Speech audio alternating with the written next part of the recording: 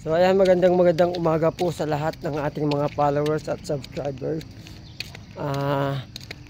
Tayo ay magbibigay lang ng konting impormasyon dito sa ating trabaho, dito sa ating nilipatan na bagong trabaho. So andyan, nandito po tayo ngayon sa Kaya Homes, kung saan si vlogger ay nagtatrabaho.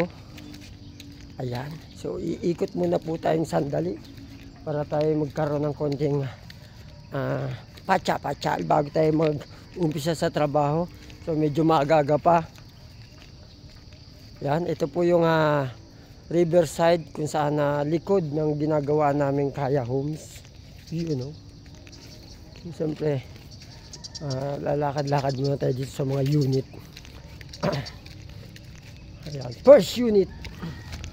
Ayan, ito yung aming ginagawaan na unit. Siyempre, nasa likod tayo ngayon. So, check up natin. Yan. Ito. Ito yung aming ginagawaan. Yan. Diba? Ayun. Yan ang aming ginagawaan ngayon. Yan. You know, hindi nagulo yung buhok natin dahil sa hangin. Simulan natin ng konti. Parang wala ito liligo eh. Okay. Ayan, puna naman tayo sa susunod. So ito na yung harapan ng aming ginagawa. Tingnan natin sa taas. Yun. Yan na. Ito na. So ayan ang aming niyayari. Ito yung mga unit. Ayan na! Ayan, ito na. Yan. Ito yung mga unit kung saan gumagawa si vlogger. So, tinitira na natin yung labas. Ayan. So, pero yung ating mga nagutuman na naman ako, boy. Yan.